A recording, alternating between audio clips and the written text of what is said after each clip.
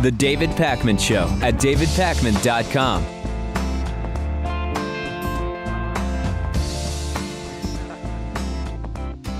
The Republicans are coming out of the woodwork, and they are still looking like they're on track to be the craziest Republican primary suite of candidates altogether. Big announcement next week. Let me make sure everybody remembers that, Lewis. We will be making a big show announcement next week. But let's get back to our story here. Former Hewlett-Packard CEO Carly Fiorina is going to launch her presidential campaign on May 4th, according to the Wall Street Journal. Fiorina supposedly will announce her campaign online, although a spokesperson for Fiorina, Sarah Flores, didn't confirm the report, saying they don't have anything to announce at this time. And also, maybe more interestingly, former neurosurgeon Ben Carson, just a darling of those on the right who want to prove that they are not racist in the Republican Party, plans to announce his presidential campaign on the same day, May 4th. And then we talked about the Huckabee announcement about an announcement, which I think is coming on May 5th.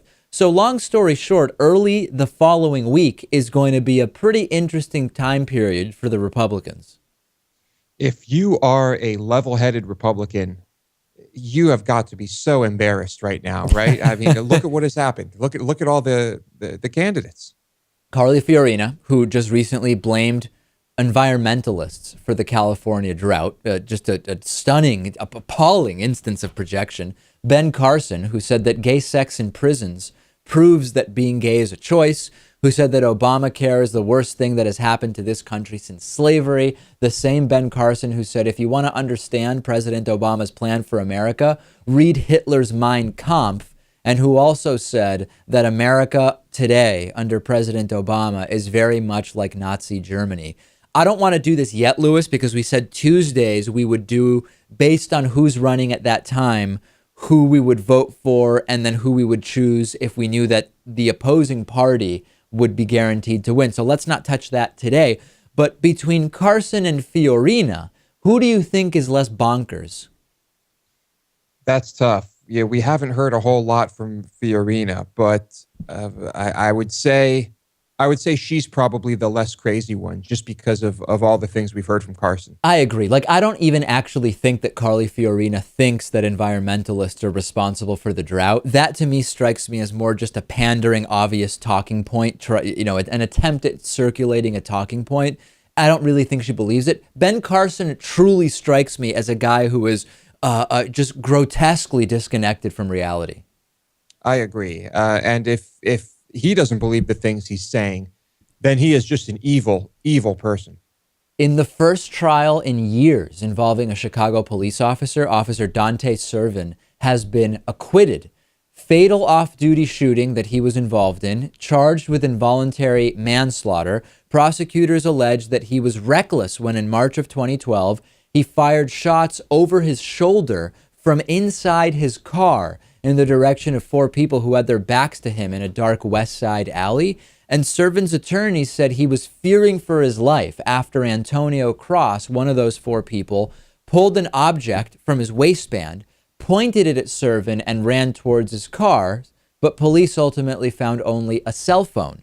Now, there was a 22-year-old woman who, in the craziness of the officer firing over his shoulder, was shot in the back of the head and killed, while the actual individual who supposedly pulled the maybe weapon from his waistband was grazed in the hand and suffered no other injuries. Only Cross ended up being charged with anything after the shooting, but we did see a charge for involuntary manslaughter come against the police officer.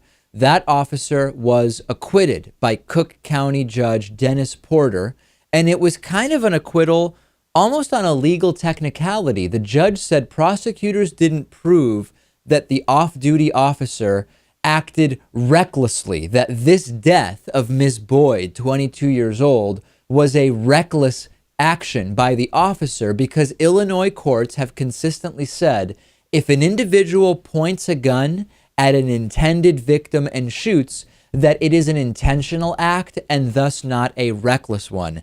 Have you ever heard, Lewis, of a technicality like this excusing behavior, right?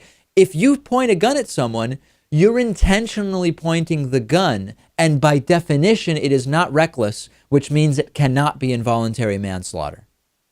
So does this mean that there will be a different charge levied against him? I'm confused. Okay. Because, yeah.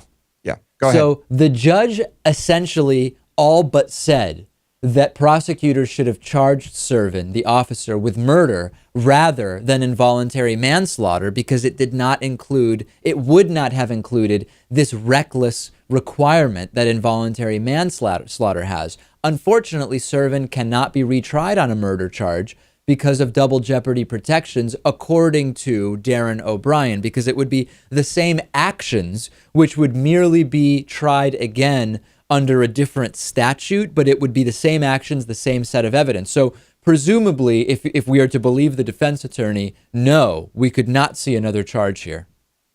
That's fascinating. Do you think we have a case where the judge is just kind of trying to help out the police department and the city? Not necessarily. I mean, that is how the law is written, and there have been questions as to whether the prosecutors selected the right charge. The counterpoint to this, and the prosecutors have said, we were very careful in deciding that this was going to be charged, this was going to be a charge of involuntary manslaughter rather than murder. They say that this was the right charge. You have to consider that it's also pretty damn tough to get a cop on murder in a case like this. So maybe they thought it was a better shot with going with involuntary manslaughter. They probably thought that they had a better chance. Unfortunately, I guess they didn't do their research enough. Well, the family of the victim, Rekia Boyd, erupted in the courtroom after the verdict, and one individual, the brother of the victim, actually taking some steps towards the police officer on trial and angrily shouting, "This blank killed my sister." Someone threw what looked like a lunch bag at the officer as he was walking towards a parking garage. First trial of a police officer in Chicago in a long time, and an acquittal on what is essentially a technicality. Now, some people would say there's no such thing as loopholes and technicalities in the law. The law is written in a particular way, and if an action does not fall under the definition as written, then that is just someone who is not guilty of that crime, plain and simple. A more kind of nuanced understanding of the law tells us that's certainly often not the case, particularly when you consider the disproportionality of when certain charges are applied and the guilty, not guilty percentages based on someone's position of power, for example, race of the perpetrator and or victim. We see the inconsistencies. And we ask ourselves all the time, is there a better way to do this when we see something like this happen? And I don't really know the answer. I mean, can we completely, revamp the system? I don't know. That certainly would be no easy task. That's for sure. A Republican floor leader in the Tennessee House of Representatives blocked an amendment which would have allowed for abortion exemptions in cases of rape and incest by arguing that it's just really hard to know if rape and incest actually took place. State Representative Sheila Butt tabled the amendment, which was proposed by Democratic Minority Leader Craig Fitzhugh, by saying that a bill requiring patients to wait 48 hours after a mandatory in-person counseling session should not be altered with a rape and incest exemption. The legislation does make exemptions for those who are experiencing medical emergencies, but otherwise she didn't like it, and here's the reason why. Take a look. Thank you, Madam Speaker, members. This Amendment 7 is another amendment that adds a provision to this bill which opts women out of the requirements contained in the legislation if that woman's pregnancy is a result of rape or incest. It does that simply. Women who have survived this condition have already been victimized by their attacker, and it would do much to take care of the safety, health, and welfare of women in this situation. This amendment merely adds the provision if the pregnancy is a result of rape or incest, the bill does not apply. I move adoption of Amendment 7. Representative Fitzhugh moves adoption of Amendment number 7, properly seconded. Discussion on the amendment. Representative Butt, you're recognized. Thank you, Madam Speaker. This amendment appears political because we understand that in most instances this is not verifiable. Let's make sure that these women have the information and understanding to act. Democratic State Rep John Ray Clemens said that the comments from Sheila Butt were disheartening.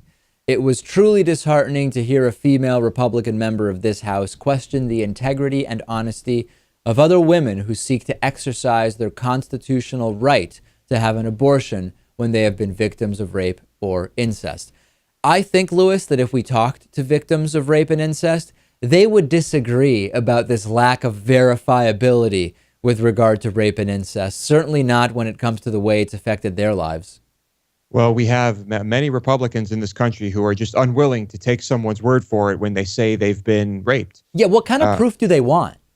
Yeah, that's, I guess that's, I don't know. Do you need to be completely battered and bloodied and in a coma for it to be legitimate rape? I don't know. You'd have to ask them. How can we expect the Republican Party to fix infrastructure, deal with education, jobs, the economy, put together even a remotely coherent foreign policy when there are millions of vaginas in need of big government out there?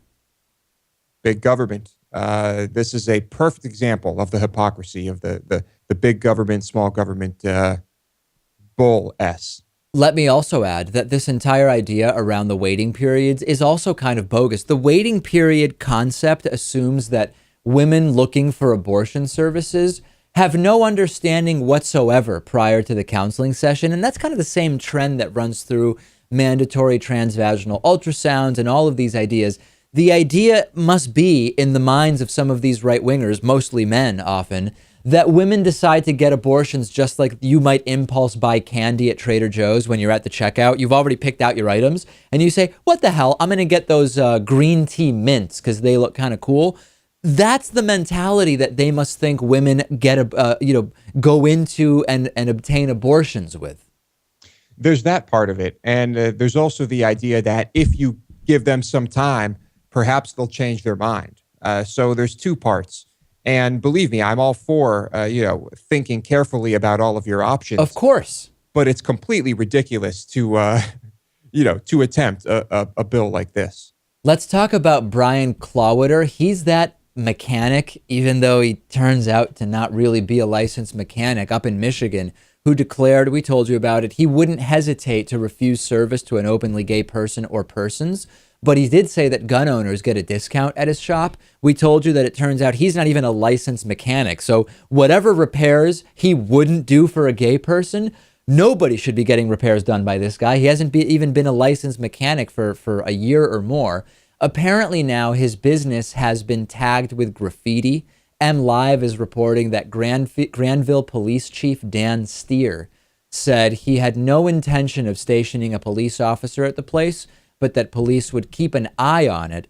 The chief wasn't immediately reachable about the recent graffiti spray. Clawiter says he's received death threats since his opposition to serving gay customers has gone public, and that he also had that there was a bunch of graffiti tagged on the side of his business, and he blames the evil gays for it. The homosexual agenda is evil, he wrote on his Facebook page, and is prepared to destroy anyone who gets in its way or who calls homosexuality a sin. Today it's us. Tomorrow it could be you. It's unclear who actually did the graffiti, which is clearly an inappropriate way to deal with situations like this. His business should be boycotted. Hell, he's an unlicensed mechanic after all. But how would he have any way of even knowing the sexual orientation of those who posted on social media or who did the graffiti? Assuming it's not him, he did this crowdfunding campaign, which flopped. Apparently, he thought he was going to be the next anti-gay pizza place, which raised like $900,000. He didn't really raise any money, though. So maybe he said, oh, I'm going to victimize myself by putting some graffiti up. Wouldn't put it past him, but let's assume that didn't happen. Let's assume this was legitimate graffiti. How does he know the sexual orientation of the people who did it? Well, he doesn't. I think the assumption is that it is either someone who is gay or someone who supports gays. Those evil people, Lewis. Yeah, you don't just have to be gay to be evil. If you are someone who supports gays, you're still part of the evil gay agenda. If you don't like him turning away business because he believes gay is a sin, then you're part of the evil gay agenda. I think we could say with certitude, in his mind.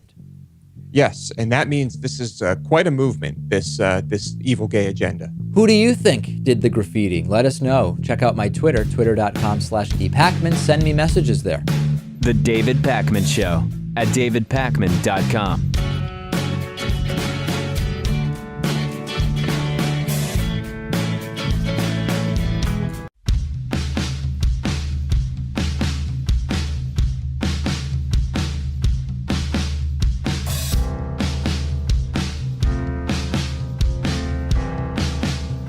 Welcome back to the David Pakman Show. Remember that our program is mostly funded by our audience. If you're wondering how this show is produced 5 days a week, year after year, it's not because of some magical dollar coin tree that grows outside of our apartment or because we have big corporations supporting us, but it's because of the membership program. Today's new member of the day is Maria Zagara. Maria, thank you for being a David Pakman Show member, and you can join Maria in her support of the show at davidpakman.com/membership. Let's do a film recommendation. This might surprise some people. Documentary called Hating Breitbart. It is about Andrew Breitbart. It is insane right-wing propaganda, talking to Tea Partiers and all sorts of right-wingers, but it is really well produced. And the Breitbart story, the now deceased Breitbart, it's actually a fascinating story, Lewis. I know you also watched this one. I watched it. It's there's a lot of talk about the Tea Party trying to make the Tea Party look like it's not a mostly white and racist movement. But, I think people will notice throughout the documentary when Breitbart is addressing crowds, everybody's white. And what they do, it's actually really interesting. They handpick everybody that they want to have speak for the conservative movement in the film. And they interview, they handpick a lot of black people. And by a lot, I think I mean like 2 or 3. One of them is that David Webb guy, the Tea Party. I believe his name's David Webb, Tea Party, some guy in charge of the Tea Party, whatever. Anyway, they could have, what's fascinating to me is they could edit this in any way they want to make every person that speaks look as good as possible. And the best people they got to speak in favor of the Tea Party still made the Tea Party look terrible. Yeah, it's a very biased documentary, and it tries to make Breitbart art to be some type of hero or at least a smart, level-headed guy, which I don't think he was. There's one scene where they interview someone about how it's actually the Democrats that are racist, and the guy says, listen, the Democrats are losing in all demographic areas except black people, so that's why they're pandering to black people. And I thought, wouldn't the opposite be true? If you're doing well with black people, wouldn't you be pandering to everybody else? Because you already have black people voting for you. It was just so many incoherent people. But the documentary, as a documentary, is really good. We're talking about Hating Breitbart. I actually gave it 5 stars on Netflix, Lewis. It is a good documentary. Yeah, it's worth watching. If you don't think that the poor pay enough taxes, you are living in a fantasy world. One of the stranger sort of conservative right-wing talking points is the claim that the tax code is somehow not fair to rich people who are unduly burdened by the progressive income tax that we have in this country. So an example is Stephen Moore from the Conservative Heritage Foundation saying, quote, the top 10% pay 2/3 of the income tax while the poorest 50% pay only 3%. If you hear that, you might say, wow, just amazing, right? The poor are ripping everybody off. The rich are getting screwed, right? It used to be that conservatives would always use this to push a flat tax. And I'll tell you why this is all just a huge scam. First of all, a progressive income tax is supposed to work where those who earn more pay more. So it's intellectually bankrupt to focus only on that element. But it is also intellectually bankrupt to focus only on federal income tax. When you hear these talking points, Lewis, from the right, they say, look at the distribution of who's paying income tax federally. We have to think about the total tax burden, payroll taxes, Social Security, Medicare. If you make under $118,500 a year, you pay Social Security and Medicare on all of your income. If you make more than that, you only pay that tax on the first $118.5 thousand that you make. The rate lowers as your ability to pay goes up. Doesn't sound like that's unfair to the rich. If you're richer, more of your income comes from sources of income other than wages, which are usually taxed at lower rates. Lower income tax rates, capital gains rates, you're exempt from Social Security and Medicare. You use your deductions to lower your effective income tax rate. And the Institute on Taxation and Economic Policy actually did an analysis of, if you look at the combined total tax rate paid by different income groups, taking into consideration income tax, Social Security tax, Medicare tax, state and local taxes based on total income, it is true that the poorest pay the least on average. The lowest, if you divide it into 5 quintiles, the lowest 20% pays 19.2% tax on average. Okay. The second 20% pays 23.2%. All right. The middle 20% pays 27.2%. Makes sense, right? Slightly higher rates as you make more money. Now, here's where it really gets interesting. The fourth 20%, so those earning between the 60th and 80th percentile, pay 30.4%. What about the top 20%? Let's subdivide it. If you're between the 80th and 90th percentile of income, you pay 31.6%, basically the same as those between the 60th and 80th percentile. If you're in the next 5%, meaning you're in the 90th to 95th percentile, you still only pay 32.1%. Basically the same. And if you're in the next 4%, between the 95th and 99th percentile, you pay on average 32%. Still the same rate. And if you're in the next 1%, the top 1%, you pay 32.6%. Once you get to the 60th percentile, you essentially pay the identical tax rate as those in the top 1% on a rate basis. What happened to that unfair system to the rich, Lewis? Actual data makes it evaporate. Right. And of course, successful lobbying over decades and decades has led to this. And it's been a successful campaign for the rich. And, you know, we're just talking about taxes at the federal level here. You know, factor in what the poorest people are paying at the state level in taxes as well. And it's incredible. And there are 2 debates here. The big one is what our taxation system should be, but the underlying debate, which prevents a real debate about taxation, is what our tax system is. If people don't even realize that once you get to the 60th percentile, you basically don't pay, on average, a higher tax rate all the way up to the 1%, people don't even get that. So how can we expect to have a serious conversation about how to reform taxes, if that's what we want to do, if most people don't even understand what the tax system is? Speaking of taxes and speaking of fees and speaking of bad things for the average employee, New York City has actually done something good, which is to ban running credit checks on job applicants. It's become really common to run a credit check for on job applicants who apply. And the city council here in New York City voted to outlaw this practice. The exemption from that is, there's an exception made if you're going to be handling, if you're in a job where you will handle financial instruments valued at $10,000 or more, you can still be credit checked. If you're going to be doing police or national security related work, you can still be credit checked, but otherwise you can't. And this is a very good thing. And the rationale for the ban is really simple.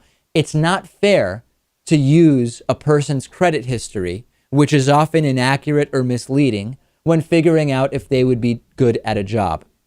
Also, this is racially tinged as well. According to the think tank Demos, a negative credit record is associated with many of the disadvantages of being poor, jobless, in poor health, or not white. So there is a racial component here.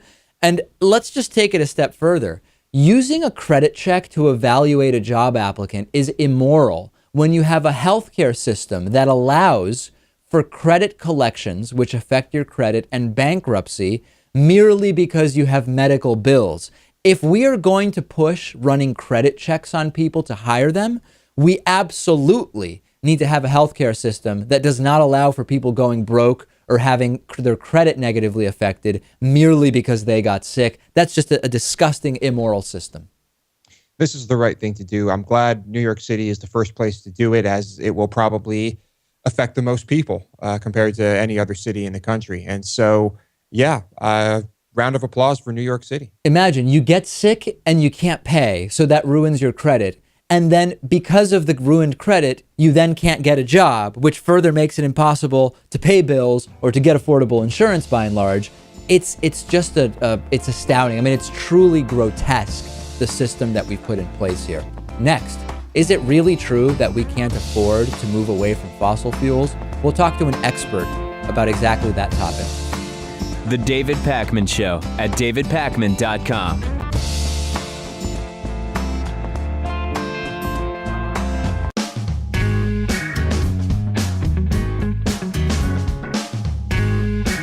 Welcome back to the David Pakman Show. I'm joined today by J. Matthew Roney, research associate at the Earth Policy Institute, also co-author of The Great Transition, Shifting from Fossil Fuels to Solar and Wind Energy. Great topic for us. You know, we often hear from the detractors of moving away from fossil fuels that solar and wind are just not efficient enough to really replace a significant portion of the energy we get from fossil fuels, that the amount of spending that would be required would be inordinate and a drain on the economy, et cetera, et cetera. So I want to break this down to you one at a time. First of all, have there been developments and improvements to the efficiency of solar and wind energy over the last 10 to 15 years? Certainly, in both of those kinds of technologies, whether we're talking about solar photovoltaics, those are the panels you see on rooftops or in large solar farms in California, for example, or in wind turbines, for example, wind, taller turbines with longer blades get you a lot more wind energy from a single turbine. Efficiency in solar panels going up means you have to put fewer panels on the rooftop to get the same amount of electricity from them. So there's certainly been big efficiency gains. What's probably most exciting is the fall in cost of both of those technologies. Since 1972, we've seen the price of solar panels drop from about $70 per watt to below 70 cents per watt. And that's just the solar panels. The installed cost of the solar system, which includes everything from labor, extra equipment, finding customers, et cetera, has dropped by about half since 2011. Similarly, wind farms, wind turbines, the utility scale price of wind has dropped 60% in the United States since 2009. So the costs are dropping very fast, and it's making these two forms of renewable energy cost competitive with fossil fuels and nuclear power in a growing number of markets, not just in the United States, but around the world. And let's talk a little bit about that cost comparison. Many of the cost comparisons I see that frame solar and wind not too favorably don't take into consideration the subsidies that are involved in the fossil fuel industry. So can you talk a little bit about that and kind of explain to us the impact of those subsidies and how it can cloud the real cost comparison? Right. So even though costs for solar and wind have fallen dramatically over the last several years or several decades, in fact, the playing field isn't anywhere close to level. We don't pay the full cost of burning coal or burning gasoline in our cars. And in fact, in many countries, fossil fuels are heavily subsidized. So at the global level, for production and consumption of fossil fuels, I believe it was 2013, the International Energy Agency estimated about $600 billion of subsidies for fossil fuels, and about half of that went to production and half to consumption. This doesn't take into account the very large health impacts of burning coal, for example. In the United States, a Harvard team several years ago estimated that about $345 billion per year is the amount that someone foots the bill for in terms of increased trips to the emergency room for asthma attacks or early deaths or water pollution and climate impacts. And so these are costs that are not factored into the price of coal-fired electricity, but they're costs that we all pay. I'm stunned time and time again at the contrast between those who say that fiscal conservatism and small government is a priority and the policies they support when it comes to fossil fuels and subsidies, if we were to combine the government spending in terms of subsidies for fossil fuels, as well as the increased sort of shared costs as far as healthcare goes because of the burning of fossil fuels, would it not be far more fiscally conservative to start a transition to clean energy right away? Certainly, that's absolutely right. The most conservative thing that we could do is not alter the climate system. I believe Bill McKibben has said that time and again. So while solar and wind are becoming cost competitive in a growing number of markets around the world, full cost accounting would truly accelerate this transition. And the good news is that many countries and regions within countries are now pricing carbon emissions. The World Bank had a report out last May that said around 40 countries are pricing carbon or plan to in the next several years, whether that's through a carbon tax or a cap and trade system. And that when China's national cap and trade system rolls out next year, as anticipated, roughly a quarter of world carbon emissions will be priced in some way. Now, that's not nearly enough, but it's a good start and well ahead of where we were even a couple of years ago. So let's go through some of the other talking points and let's see if any of them have any validity to them. One we sometimes hear is that in the US, if you look at the entire country, not just the sunnier areas, we just don't have nearly the amount of sunlight that would really make a transition to significant use of solar power viable. Any truth to that? None. If we look at the world leader currently in solar photovoltaic deployment, which is Germany, Germany has the solar profile of Alaska or Seattle, Washington, not very sunny places. And so the idea that you have to be a desert country in order to harvest a large amount of your electricity from solar power is a myth. Germany, in fact, gets more than 7% of its electricity from solar power right now. Italy gets about 7.9%. So it's actually it would be a very small aerial footprint to generate all the electricity that we would need. Now that's not including all of the transmission that would be needed, but just sort of to give a sense of the scale, it's actually a very small footprint that would be needed. Let's talk about jobs then. Another complaint that I often hear is, hey, you're not considering that if you start phasing out fossil fuels and phasing in things like solar and wind, the number of jobs that would be supported and or created by alternative energy pale in comparison to the number of people whose employment derives directly or indirectly from the fossil fuel industry. What about that? Oh, that's also incorrect. We know that coal-fired power, which has dropped by more than 20% since it peaked in 2007 in the United States, is on its way out, and coal employment now sits below employment in the solar sector in the United States. And so we can just look at the raw numbers and see that that's incorrect. If people want to look into countries that are successfully implementing alternative energy, renewable energy, you mentioned as far as solar goes, Germany and Italy. What are some other countries that are deriving, some of the higher percentages of their energy from renewable sources? Sure. Well, one of the most interesting cases is Denmark. It's about 5.5 billion people, and they generated 43% of their electricity from wind power in 2014. That's up from 34% the year prior to that, and they're aiming for 50% of their electricity from wind by 2020, and we think that they'll get there maybe a year or two early. Portugal and Spain both get 20% or more of their electricity from wind, and Ireland is almost there as well. Already mentioned Germany with solar power, but they actually get more of their electricity from wind farms as well. So about 9% of Germany's electricity came from wind in 2014. And that's even as coal-fired power dropped. And so efficiency gains, wind power and solar power are allowing Germany to turn away from coal, even as it phases out its nuclear program post-Fukushima.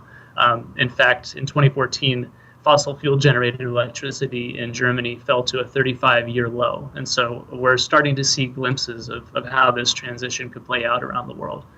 All right, last pro-fossil fuel talking point, so to speak, that I want to run by you.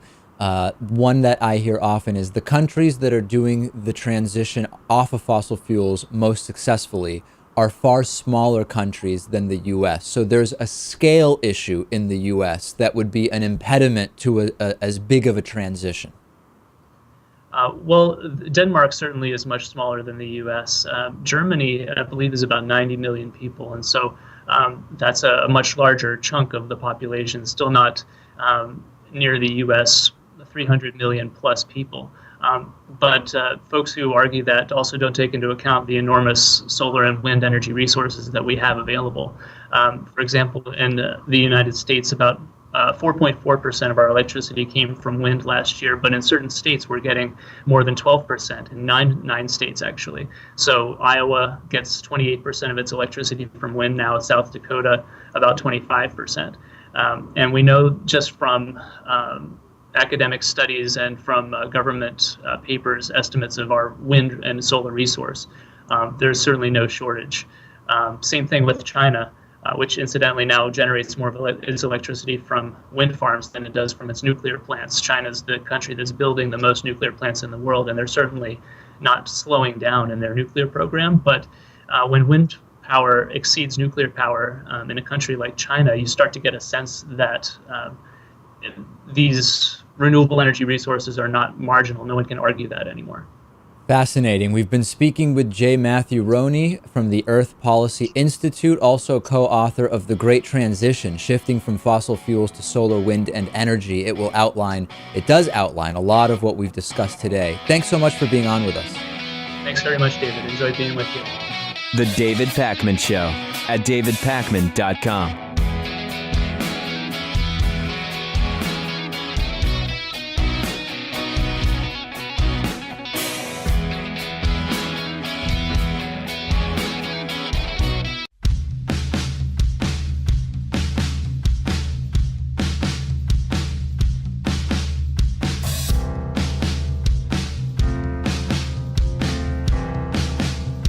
Welcome back to the David Pakman Show. Just because trains are embarrassingly slow in the United States doesn't mean other countries aren't moving forward with some really cool new train technology. And in Japan, a Japan Railway maglev train hit 603 miles per hour, or 603 kilometers per hour, 374 miles per hour on an experimental track, which is a new world record. The train spent just under 11 seconds traveling above 600 kilometers per hour. The train broke its own record from last Thursday when it ran at 590, beating the prior record of 581. Right now, China has the world's fastest commercial maglev. That one hits 268 miles per hour on a route through Shanghai. To contrast this, the fastest train in the U.S. is Amtrak's Acela Express. It's capable of going up to 150 miles per hour. Usually it kind of plods along at about half that speed, 75 miles per hour. That's an embarrassment. Let's not talk about that for now. Let's talk about the positive. This train, Lewis, could effectively be faster than an airplane, and I'll explain. And this tells us a lot about why the aviation lobby does not want fast trains in the U.S. Imagine a common flight from JFK International Airport here in New York City to Miami, Florida. It's a 3-hour flight, okay? Flight miles is usually just under 1,1090 flight miles. If you consider you need to arrive at the airport an hour early, although people often arrive even earlier than that. It takes 15 minutes to taxi and get off of the plane when you land. If you check baggage, that's another 15 minutes to get to baggage claim and wait for your luggage. You're talking about 4.5 hours. That's an effective travel speed of 242 miles per hour. This train went 366 miles per hour, even giving yourself 15 or even 30 minutes to show up before the train leaves. It's still effectively faster than the flight. I know that the train needs to accelerate to that speed and slow down the average speed. But the fact that we are even having this conversation about, this train could be effectively faster than the plane is so telling about why the airline industry does not want fast trains in the U.S. And after all the horror stories we've heard from you about flying, just think about how much more efficient trains can really be. Do you think we're going to get real high-speed trains here in the U.S. at any point? I mean, I know we have this short route. I think it's San Francisco to L.A. or L.A. to San Diego. I forget it. That's being developed. But are we? I mean, I just have no optimism about this. Assuming this country doesn't fall into ruin, I think we will, but it's going to be a very, very long time. There's been a huge ethical debate for a long time around research involving human embryos. We've talked about this. The religious right doesn't like it. There's been debates around the morality of customizing human embryos, if that becomes a real thing in the future. Blockbuster being reported in Nature magazine that Chinese scientists have reported editing the genomes of human embryos. The results are published in the online journal Protein and Cell, and they confirm rumors that these experiments were being conducted. There's a paper in which researchers led by Jinzhu Huang, a gene function researcher at Sun Yat-sen University in Guangzhou, tried to head off some of the ethical concerns by only doing the research with non-viable embryos. Non-viable embryos cannot result in a live human birth. They were obtained from local fertility clinics. And what did they do? The team modified the gene responsible for a potentially fatal blood disorder using a gene editing technique known as CRISPR-Cas9. And the researchers say that their results actually revealed some pretty serious obstacles to applying this in regular medical applications. So this is so fascinating, Lewis. It's fascinating, number one, because we've been wondering what could be done with this type of technology. It's striking, number two, because we now know it's actually going to be far more difficult than what many people imagined, because it didn't work with many of the attempts that they made. It did work with some. And number three, it brings up a whole new range now of ethical concerns, because it's becoming at least somewhat clear that even if it's going to be a tough technology to really perfect, this is a thing. Oh, it's a thing. This is the future. I mean, eventually, those who can afford it are going to have completely customizable children and perhaps clones, you name it. It's going to happen. And there's going to be a lot of opposition. And it's going to be a class thing eventually, I think. But that's the future. There's two different debates around it. One is the "are embryos people" debate, which is there's a group of people who believe that embryos are people in the sense that you and I, Lewis, are people, and that our audience is made up of people, and some who believe that because of that, there should be no research at all done on human embryos. That's more of the religious component of the controversy.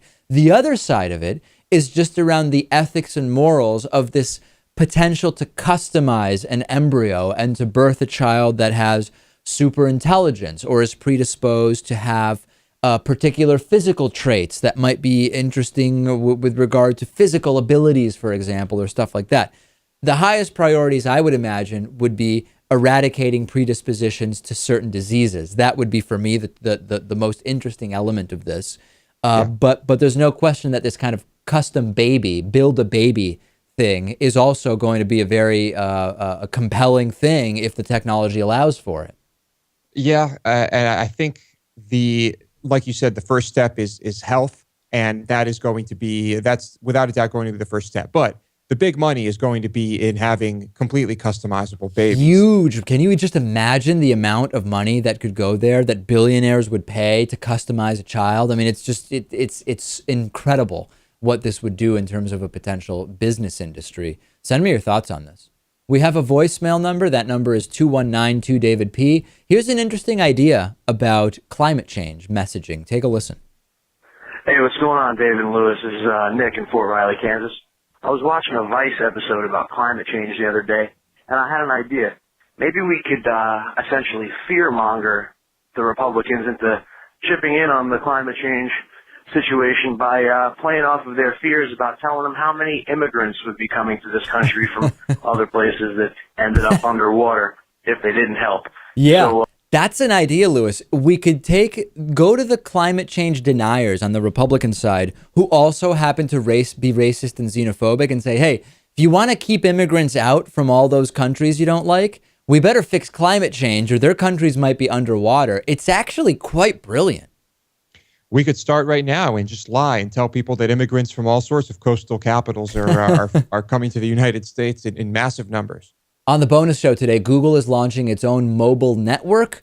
Also, new posters expected to appear on New York City buses claim that killing Jews is worship. We will talk about that and more. Huge announcement next week. You're not going to want to miss that. Big announcement about the future of the David Pakman Show. Bear in mind, we are closing in on the 10-year anniversary of this show, and that almost is a mandate to make a big announcement. And you can maybe get a preview of that on today's bonus show if you sign up, davidpakman.com/membership.